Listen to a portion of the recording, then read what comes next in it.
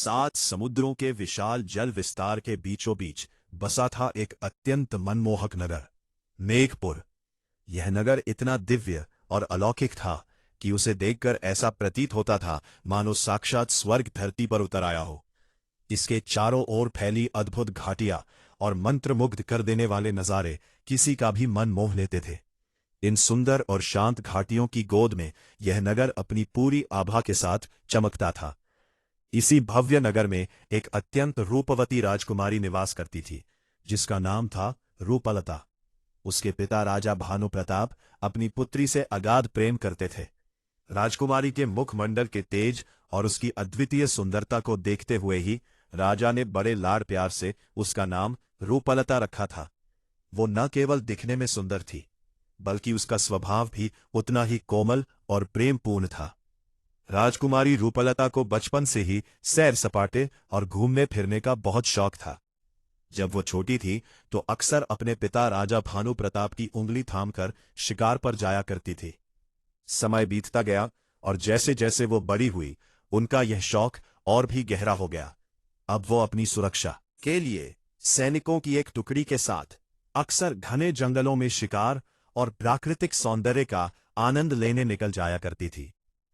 ऐसे ही एक दिन रूपलता अपनी अश्वशाला के सबसे तेज घोड़े पर सवार होकर जंगल की गहराइयों में घूमने निकली थी। पक्षियों की चहचहाहट और शीतल हवाओं के बीच वो प्रकृति का आनंद ले ही रही थी कि अचानक उनकी नजर एक अज्ञात व्यक्ति पर पड़ी। जैसे ही उस व्यक्ति की आंखें रूपलता से मिली, उसके चेहरे पर एक अजीब सा खौफ छा गया। वो बुरी तरह डर गया और इससे पहले कि राजकुमारी उससे उसका परिचय पूछ पाती या बात कर पाती, वो व्यक्ति बदहवास होकर झाड़ियों के पीछे भागा और देखते ही देखते आंखों से ओझल हो गया। रूपलता वहीं ठिठक गई। उनके मन में ढेरों सवाल उमड़ रहे थे। वो व्यक्ति कौन था? वो उन्हें देखकर इतना डर क्यों गया? राजकुमारी के मन में उस अजनबी की सूरत बस गई थी। वो बार बार उसी के बारे में सोच रही थी, मानो वो कोई अनसुलझी पहेली हो जो उनके शांत जीवन में हलचल मचा गई थी। जंगल की उस विचित्र घटना ने रूपलता के मन पर गहरा असर किया था। उसी रात राजकुमारी ने एक भयानक और विस्मयकारी सपना देखा। ये बेहद हैरान करने वाली बात थी, क्योंकि इससे पहले उन्होंने कभी सपने देखे ही नहीं थे। सपने में उन्होंने देखा कि वे उन 7 समुद्रों को पार कर गए हैं, जिनके बीच उनका अपना नगर मेघपुर बसा था। 7 समुद्रों की लहरों को चीरते हुए वे एक अनजान लेकिन बेहद खूबसूरत नगर में पहुंच गई हैं। वहां का वैभव देख ऐसा लगता था जैसे वो किसी दूसरी ही दुनिया का हिस्सा हो। उस नगर में उनके विवाह की तैयारियां चल रही थी। चारों ओर उत्सव का माहौल था और उनका विवाह एक अत्यंत तेजस्वी और सुंदर युवक के साथ होने वाला था। लेकिन जैसे ही विवाह की रस्म शुरू होने को हुई और वे उस युवक का चेहरा साफ साफ देख पाती, अचानक उनकी आंख खुल गई और सपना टूट गया। अजीब बात तो ये थी कि जंगल में उस डरे हुए आदमी से मिलने के बाद अब ये सपना उन्हें हर रोज आने लगा। वे उसी अनजान नगर में पहुंचती, उसी सुंदर राजकुमार से उनके विवाह की बात होती, लेकिन हर बार फेरे लेने या विवाह संपन्न होने से ठीक पहले उनकी नींद उचट जाती। वह सुंदर युवक कौन था और 7 समुद्र पार का वह नगर क्या संकेत दे रहा था? यही सोच सोचकर रूपलता व्याकुल रहने लगी। रूपलता की व्याकुलता जब अपनी सीमा पार कर गई तो उन्होंने तय किया कि वे अब और चुप नहीं रहेंगी। उन्होंने अपने पिता राजा भानु प्रताप के पास जाकर उन्हें जंगल की उस घटना और हर रात आने वाले उस अधूरे सपने की पूरी कहानी सुना दी। राजकुमारी ने बड़े हठ के साथ कहा कि वे उन 7 समुद्रों के पार जाकर उस नगर और उस राजकुमार का सच जानना चाहती है। अपनी लाडली बेटी की बातें सुनकर राजा भानु प्रताप का हृदय किसी अनहोनी की आशंका से कांप उठा। उनके चेहरे पर डर साफ दिखाई देने लगा। उन्होंने रूपलता को समझाते हुए कहा, पुत्री, 7 समुद्रों की लहरें बहुत विनाशकारी हैं और अनजान नगरों के मार्ग खतरों से भरे हैं। मैं तुम्हें खोने का जोखिम नहीं ले सकता। उन्होंने साफ शब्दों में राजकुमारी को वहां जाने से मना कर दिया। पिता की मनाही ने रूपलता को और भी दृढ़ निश्चय कर दिया। उनके मन में उस सपने को पूरा करने की ऐसी लगन लगी कि उन्होंने राजसी सुख सुविधाओं को त्यागने का फैसला कर लिया। जब रात गहरा गई और पूरा मेघपुर नगर गहरी नींद में सो गया, तब राजकुमारी ने चुपके से महल छोड़ दिया। अपने साहस के बल पर अंधेरी रात के सन्नाटे में वे समुद्र के तट पर पहुंची। अपनी दृढ़ इच्छा शक्ति और अटूट साहस के सहारे उन्होंने रात के उस पहर में ही पहले समुद्र को पार कर लिया। पीछे छूट गया उनका घर और पिता का प्यार, और सामने था रहस्यों से भरा एक अनंत सफर। जैसे ही रूपलता ने पहले समुद्र की विशाल लहरों को पार कर उसके दूसरे छोर पर कदम रखा, उनके पैरों तले जमीन खिसक गई। वहां का दृश्य किसी डरावने सपने जैसा था। जहां तक नजर जाती थी, चारों ओर केवल सांप ही सांप रेंग रहे थे। हजारों फन उठाते नागों को देखकर राजकुमारी का साहस जवाब दे गया। इतना भयानक मंजर उन्होंने जीवन में कभी नहीं देखा था। डर के मारे उनका गला सूख गया और वे वहीं बेसुध होकर गिर पड़ी। राजकुमारी के बेहोश होते ही उन नागों के बीच से एक विशाल और तेजस्वी नाग प्रकट हुआ। देखते ही देखते उस नाग ने अपनी कैंचुली छोड़ी और एक मायावी इंसान का रूप धारण कर लिया। उस पुरुष की आंखों में एक अजीब सी चमक थी। उसने अत्यंत सावधानी से मूर्छित राजकुमारी को अपनी बाहों में उठाया और उन्हें लेकर एक गुप्त मार्ग से एक विशाल गुफा के भीतर चला गया। वो गुफा कोई साधारण गुफा नहीं थी। जैसे ही राजकुमारी की आंखें वहां खुलीं, वे दंग रह गई।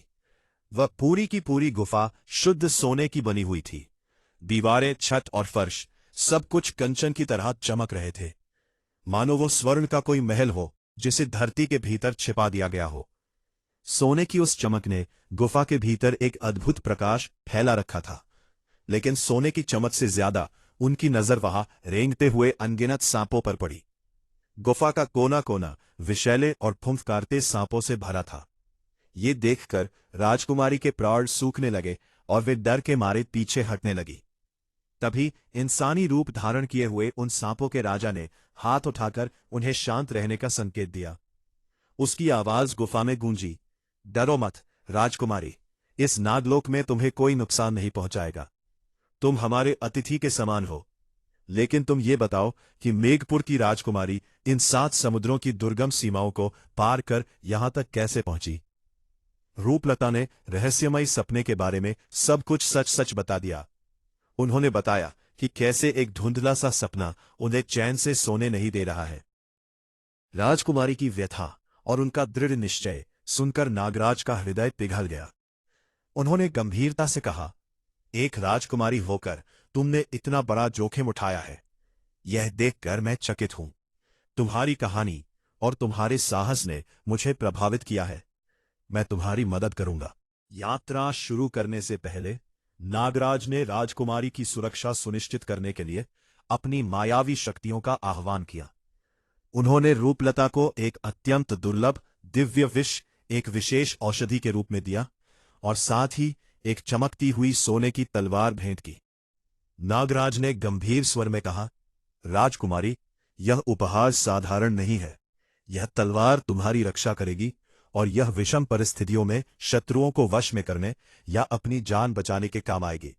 इन्हें संभाल कर रखना, क्योंकि आगे का मार्ग और भी विचित्र होगा। इन जादुई चीजों को पाकर रूपलता का आत्मविश्वास बढ़ गया। वे नागराज से विदा लेकर एक सुंदर और मजबूत नौका पर सवार हुई। अपनी हिम्मत और ईश्वर के आशीर्वाद के सहारे उन्होंने लहरों से लड़ते हुए दूसरा समुद्र भी सफलतापूर्वक पार कर लिया। जैसे ही उनकी नाव दूसरे किनारे पर लगी, वहां का नजारा देखकर वे अपनी आंखों पर विश्वास नहीं कर पाए। वह एक अत्यंत विचित्र स्थान था। वहां के पेड़ पौधे, मकान और यहां तक कि वहां के लोग भी बहुत ही छोटे थे। वे नन्हे इंसानों, बौनों की एक पूरी बस्ती थी। जैसे ही उन छोटे लोगों ने विशाल समुद्र से आती एक सामान्य कद की राजकुमारी को देखा, उनमें हड़कंप मच गया।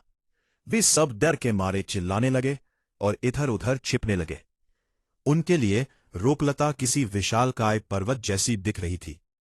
वे अपनी छोटी छोटी ढाल और तलवारें लेकर दूर से ही राजकुमारी को डरी हुई नजरों से देखने लगे, मानो वे कोई संकट हो। उन छोटे लोगों ने जब राजकुमारी रूपलता को देखा तो उनके मन में भय समा गया। वे आपस में फुसफुसाने लगे कि शायद कोई विशालकाय दानव उनके राज्य में घुस आया है। लेकिन वे बेचारे कर भी क्या सकते थे। राजकुमारी उनके सामने इतनी विशाल थी कि वे चाहकर भी उनका कुछ नहीं बिगाड़ सकते थे। उन बौने सैनिकों ने हिम्मत जुटाई और बड़े सम्मान के साथ राजकुमारी को अपने राजा के पास चलने का निवेदन किया। रूपलता ने भी अपनी सौम्यता दिखाई और उनके साथ उनके छोटे से महल की ओर चल दी। उस रात वे उसी अनूठे प्रदेश में रुकी। पूरे नगर में खबर फैल गई थी कि समुद्र पार से कोई दिव्य सुंदरी आई है। रात भर नगर के हजारों लोग उस विशाल सुंदरी की एक झलक पाने के लिए महल के बाहर इकट्ठे रहे। हर कोई उन्हें आश्चर्य और श्रद्धा की नजरों से देख रहा था। जैसे ही सुबह की पहली किरण फूटी, राजकुमारी ने अपनी यात्रा फिर से शुरू करने का निर्णय लिया। उन्होंने उस प्रदेश के नन्हे राजा और वहां के निवासियों को उनके प्यार और आतिथ्य के लिए धन्यवाद किया। उनकी आंखों में अपनी मंजिल को पाने की वही पुरानी चमक थी। अपनी सुनहरी तलवार और जादुई उपहारों को संभालते हुए रूपलता एक बार फिर साहस के साथ आगे की ओर चल दी। 2 समुद्रों की बाधाओं को पार करने के बाद रूपलता जब तीसरे समुद्र के तट पर पहुंची तो वहां का दृश्य पिछले दोनों समुद्रों से बिल्कुल भिन्न था। इस समुद्र का पानी गहरे नीलम की तरह चमक रहा था, लेकिन इसकी सबसे बड़ी विशेषता इसकी शांति थी। वहां लहरों का कोई शोर नहीं था, बल्कि हवाओं के साथ एक बहुत ही मधुर और सुरीला संगीत गूंज रहा था। जैसे ही राजकुमारी की नाव पानी के बीचों बीच पहुंची, उन्हें ऐसा महसूस होने लगा कि समुद्र की लहरें उन्हें लोरी सुना रही हैं। यह एक जादुई सम्मोहन था जो किसी भी राहगार को गहरी नींद में सुला सकता था, ताकि वो अपनी मंजिल भूल जाए। रूपलता को एहसास हुआ कि अगर वे इस सुरीले संगीत के वश में आ गईं, तो वे कभी जाग नहीं पाएंगी। उन्होंने तुरंत नागराज की दी हुई सोने की तलवार निकाली। तलवार की चमक से वो मायावी संगीत टूटने लगा और राजकुमारी ने अपनी नौका को तेजी से आगे बढ़ाया। इस समुद्र का पानी इतना पारदर्शी और स्थिर था कि वो किसी विशाल दर्पण शीशे जैसा लग रहा था। राजकुमारी को पानी के नीचे बड़े बड़े समुद्री महल और तैरती हुई जलपरियां साफ दिखाई दे रही थीं।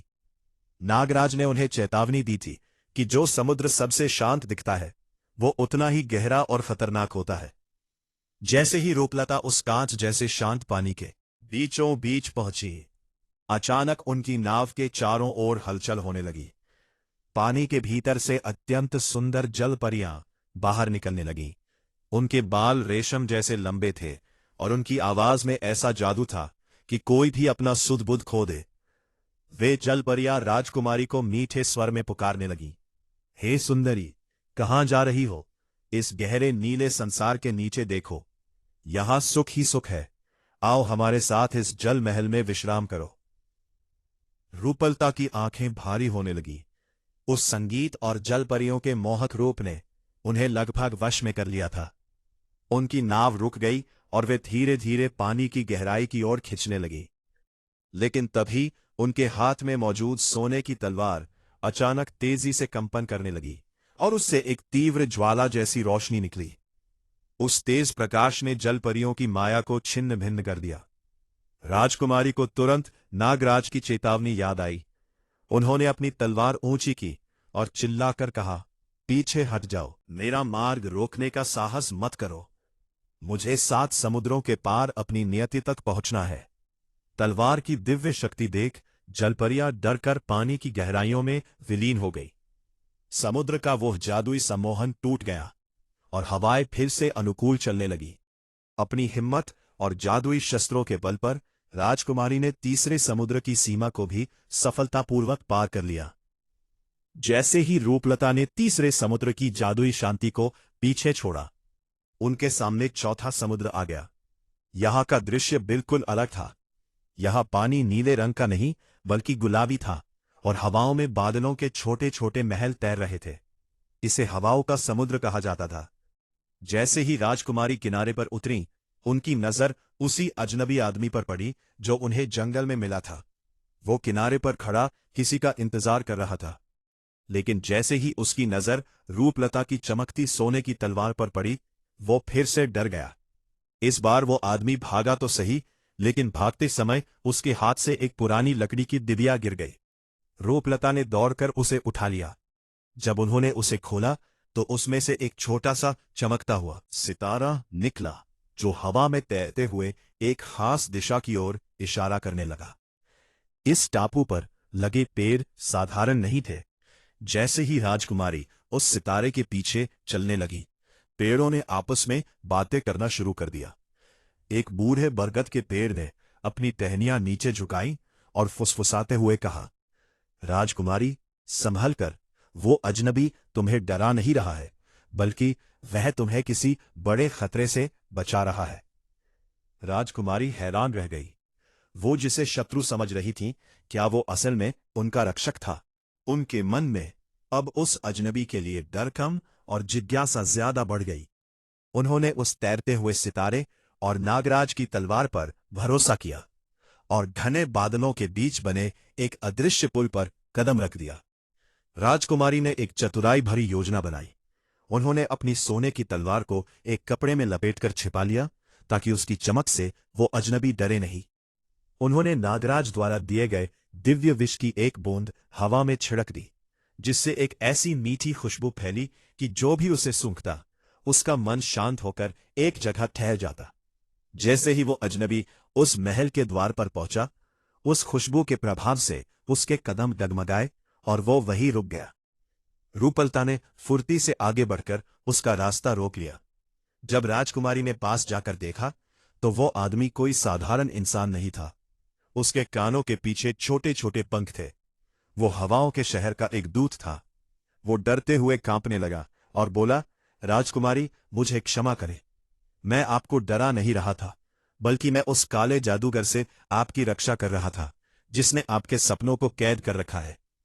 उस दूत ने बताया कि 7वें समुद्र के पार जो नगर है, उसे एक दुष्ट जादूगर ने पत्थर का बना दिया है। वो सुंदर राजकुमार, जो राजकुमारी के सपने में आता है, असल में उस जादूगर का कैदी है। वो अजनबी दूत तो बस राजकुमारी के साहस की परीक्षा ले रहा था कि क्या वे यहां तक पहुंच भी पाएंगी। अजनबी ने अपनी उंगली से गुलाबी समुद्र की ओर इशारा किया, जहां अचानक पानी के बीच से एक विशाल शंख ऊपर आया। उसने कहा, ये शंख ही आपकी अगली सवारी है। 5वें समुद्र में पानी नहीं, बल्कि आग की लहरें हैं, और केवल ये जादुई शंख ही आपको उस ताप से बचा सकता है। राजकुमारी ने उस अजनबी पर भरोसा किया और उस विशाल शंख के भीतर बैठ गई। जैसे ही शंख बंद हुआ, वो बिजली की गति से 5वें समुद्र की ओर चल पड़ा। जैसे ही वो विशाल जादुई शंख 5वें समुद्र की सीमा में प्रविष्ट हुआ, बाहर का नजारा पूरी तरह बदल गया। यहां पानी की जगह खौलता हुआ लावा बह रहा था और लहरें आग की लपटों की तरह आकाश को छू रही थी। शंख के भीतर राजकुमारी को सुरक्षित तो महसूस हो रहा था, लेकिन बाहर का ताप इतना अधिक था कि उनकी सोने की तलवार मन के भीतर ही सूरज की तरह चमकने लगी। अचानक आग की एक विशाल लहर ने शंख को टक्कर मारी और शंख का जादुई कवच कमजोर पड़ने लगा। राजकुमारी को लगा कि अब वे बच नहीं पाएंगी। तभी आसमान से बिजली की कड़क जैसी आवाज आई और एक विशाल अग्नि पक्षी नीचे उतरा। उसके पंख दहकते हुए अंगारों जैसे थे और उसकी आंखें नीलम की तरह चमक रही थी। उस पक्षी ने अपनी जादुई फुंकार से शंख के चारों ओर बर्फ की एक शीतल परत बना दी। देखते ही देखते उस पक्षी ने एक नन्हे बालक का रूप धर लिया, जिसके सिर पर सुनहरी कलगी थी। उसने मुस्कुराकर कहा, राजकुमारी, डरो मत। मैं इस अग्नि समुद्र का रक्षक हूं। नागराज ने मुझे संदेश भेजा था कि एक साहसी राजकुमारी 7वें समुद्र की ओर बढ़ रही है। मैं इस दहकते मार्ग में आपकी सहायता करूंगा। उस बालक ने राजकुमारी की सोने की तलवार को छुआ। स्पर्श होते ही तलवार से आग की लपटें निकलने लगी। अब वह तलवार केवल वार ही नहीं करती थी, बल्कि राजकुमारी के चारों ओर एक ऐसा सुरक्षा घेरा बना देती थी, जिसे दुनिया की कोई भी आग जला नहीं सकती थी। अब राजकुमारी शंख से बाहर निकलकर उस अग्नि पक्षी की विशाल पीठ पर सवार हो गई। वो पक्षी उन्हें लेकर आग की ऊंची लहरों के बीच से किसी तीर की तरह निकलने लगा। राजकुमारी ने देखा कि आग के भीतर भी एक अनोखी दुनिया थी, जहां सोने के पहाड़ पिघलकर बह रहे थे। 5वें समुद्र की भीषण ज्वालाओं को पार करने के बाद अग्नि पक्षी राजकुमारी को 6ठे समुद्र के तट पर छोड़कर अदृश्य हो गया। यहां पहुंचते ही रूपलता को एक अजीब से सन्नाटे का अनुभव हुआ। छठा समुद्र बाकी पांचों समुद्रों से बिल्कुल अलग और डरावना था। यहां का पानी न नीला था न गुलाबी, बल्कि ये पारदर्शी बर्फ की तरह जमा हुआ था। लेकिन सबसे विचित्र बात यह थी कि यहां समय रुक गया था। समुद्र के ऊपर उड़ते हुए पक्षी हवा में ही पत्थर की तरह स्थिर थे। गिरती हुई पानी की बूंदें हवा में मोतियों की तरह लटकी हुई थी। यहां तक कि हवा के झोंके भी थम गए थे। रूपलता जैसे ही इस समुद्र की सतह पर चली, उन्हें अपनी ही परछाइयां पानी के नीचे चलती हुई दिखाई देने लगी। अचानक उस बर्फीले सन्नाटे को चीरती हुई एक आवाज गूंजी, पुत्री, वापस लौट आओ, मैं तुम्हारे बिना मर जाऊंगा। रूपलता ठिठक गईं। ये उनके पिता राजा भानु प्रताप की आवाज थी। उन्होंने पीछे मुड़कर देखा तो उन्हें दो क्षितिज पर अपना नगर मेघपुर और महल के झरोखे में रोते हुए अपने पिता दिखाई दिए। उनकी आंखों में आंसू आ गए। उनका मन हुआ कि वे सब छोड़कर वापस भाग जाएं। लेकिन तभी उनके हाथ में मौजूद सोने की तलवार तेजी से गर्म होने लगी। उस गर्मी ने राजकुमारी को याद दिलाया कि यह केवल एक मायाजाल है जो उन्हें अपनी मंजिल से भटकाने के लिए रचा गया है। छठे समुद्र की खासियत यही थी। यही इंसान को उसकी सबसे कमजोर यादों में फंसाकर हमेशा के लिए पत्थर बना देता था। राजकुमारी ने अपनी आंखें बंद की और उस जादुई तलवार को बर्फ की सतह पर जोर से मारा। तलवार की अग्निशक्ति से पूरे समुद्र की बर्फ एक धमाके के साथ चटक गई। जैसे ही बर्फ टूटी, समय फिर से चलने लगा। पक्षी उड़ने लगे और वह मायावी दृश्य ओझल हो गया। छठे समुद्र की बाधा को पार करते ही अब रूपलता के सामने सातवां और अंतिम समुद्र था, जिसके पार वह रहस्यमयी नगर और उनका सपना इंतजार कर रहा था। राजकुमारी रूपलता की यात्रा अब अपने निर्णायक मोड़ पर पहुंच चुकी थी। सातवें समुद्र का किनारा जितना चैन था, उसका रहस्य उतना ही गहरा। जैसे ही रूपलता ने सातवें समुद्र की लहरों को छुआ, अचानक पूरा आसमान काला पड़ गया। के भीतर से एक ऐसी भयंकर और गूंजती हुई आवाज आई जिसे सुनकर पहाड़ भी कांप जाए। वो आवाज चेतावनी दे रही थी, रुक जाओ राजकुमारी, आगे मौत का साम्राज्य है। यदि तुमने इस सातवें समुद्र की सीमा को लांघा तो तुम्हारी मृत्यु निश्चित है। वापस लौट जाओ, क्योंकि यहां से आज तक कोई जीवित नहीं लौटा। यह सुनकर एक पल के लिए राजकुमारी का हृदय कांप उठा, लेकिन उन्हें अपने पिता का वचन, नागराज का विश्वास और वो अधूरा सपना याद आया। उन्होंने अपनी सोने की तलवार को मन से बाहर निकाला और निर्भय होकर गरजते हुए समुद्र में अपनी नाव डाल दी। मौत की उस चेतावनी को अनसुनाकर उन्होंने अपनी जान की बाजी लगा दी। जैसे ही उन्होंने सातवां समुद्र पार किया, अचानक सारा अंधेरा छट गया और सामने एक ऐसा दिव्य राज्य प्रकट हुआ जिसकी सुंदरता का वर्णन करना कठिन था। वहां की दीवारें हीरों से जड़ी थीं और फूलों से ऐसी खुशबू आ रही थी जैसी स्वर्ग में आती हो। जैसे ही रूपलता ने उस राज्य की सीमा में कदम रखा, वहां के सैनिक, दरबारी और आम नागरिक उन्हें देखकर जड़वत रह गए। हर कोई अपनी जगह पर ठहर गया और आश्चर्य से उनकी ओर देखने लगा। चारों ओर खुसर पुसर शुरू हो गई। क्या हमारी महारानी वापस आ गई? दरअसल राजकुमारी रूपलता का चेहरा उस राज्य की दिवंगत महारानी से हूबहू मिलता था। वे बिल्कुल अपनी मां की तरह दिख रही थी, जिनका रहस्य उस राज्य की मिट्टी में कहीं दबा हुआ था। नगर के लोग हैरान थे कि 7 समुद्र पार करके आने वाली यह युवती उनकी महारानी की परछाई कैसे हो सकती है। अब राजकुमारी उस महल की ओर बढ़ रही है जहां उनका सपनों का राजकुमार कैद है। उस दिव्य नगर के गलियारों से गुजरते हुए रूपलता को हर कोई सम्मान से झुककर प्रणाम कर रहा था। लेकिन राजकुमारी के मन में अपने ही वजूद को लेकर एक गहरा सवाल उठने लगा। जब वो राजमहल के मुख्य द्वार पर पहुंची तो वहां की दीवारों पर लगी एक विशाल तस्वीर को देखकर उनके कदम ठिठक गए। महल के मुख्य कक्ष में एक बहुत पुरानी तस्वीर लगी थी, जिसमें ठीक रूपलता जैसी दिखने वाली एक महिला और उनके पिता राजा भानु प्रताप युवा अवस्था में खड़े थे। तभी महल के सबसे वृद्ध मंत्री आगे आए और उनकी आंखों में आंसू थे। उन्होंने राजकुमारी के सामने झुककर उस रहस्य से पर्दा उठाया। मंत्री ने बताया कि राजकुमारी रूपलता की माता इसी 7वें समुद्र पार वाले नगर की रानी थी। वर्षों पहले एक दुष्ट जादूगर ने इस नगर पर अधिकार करने के लिए हमला किया था। अपनी पुत्री रूपलता को बचाने के लिए रानी ने अपनी जादुई शक्तियों से इसे 7 समुद्र पार भेज दिया था और राजा भानु प्रताप को उसकी सुरक्षा का जिम्मा सौंपा था। राजा भानु प्रताप ने अपनी पत्नी को खोने के दुख में और बेटी को जादूगर की नजर से बचाने के लिए उस नगर का नाम मेघपुर रखा और राजकुमारी से उसका अतीत छिपाए रखा। लेकिन जो खून में था वो सपनों के जरिए रूपलता को अपनी मातृभूमि की ओर खींच लाया। जिस राजकुमार को रूपलता अपने सपने में देखती थी वो कोई और नहीं बल्कि उनके मामा का पुत्र, उनका ममेरा भाई था, जिसे जादूगर ने कैद कर रखा था ताकि वो इस राज्य का असली उत्तराधिकारी न बन सके। राजकुमारी को समझ आया कि क्यों नागराज ने उन्हें दिव्य विष और सोने की तलवार दी थी। वो तलवार वास्तव में उनके नाना के वंश की थी, जो केवल उनके स्पर्श से ही पूरी तरह जागृत हो सकती थी। सच्चाई जानकर रूपलता की आंखों में दुख के साथ साथ क्रोध की ज्वाला भड़क उठी। उन्हें समझ आ गया कि वो अजनबी दूत और अग्नि पक्षी सब उनकी मां की ही रक्षक शक्तियां थी, जो उन्हें घर वापस ला रही थी। अब राजकुमारी ने अपनी सोने की तलवार ऊंची की।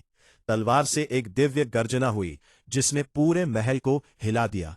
ये संकेत था कि इस राज्य की असली उत्तराधिकारी वापस आ गई है और अब उस दुष्ट जादूगर के अंत का समय आ गया है। राजकुमारी रूपलता के वापस आने की खबर और उनकी तलवार की गर्जना ने दुष्ट जादूगर के सिंहासन को हिला दिया। वो अपनी काली शक्तियों के साथ महल के आंगन में प्रकट हुआ। जादूगर के चेहरे पर एक कुटिल मुस्कान थी।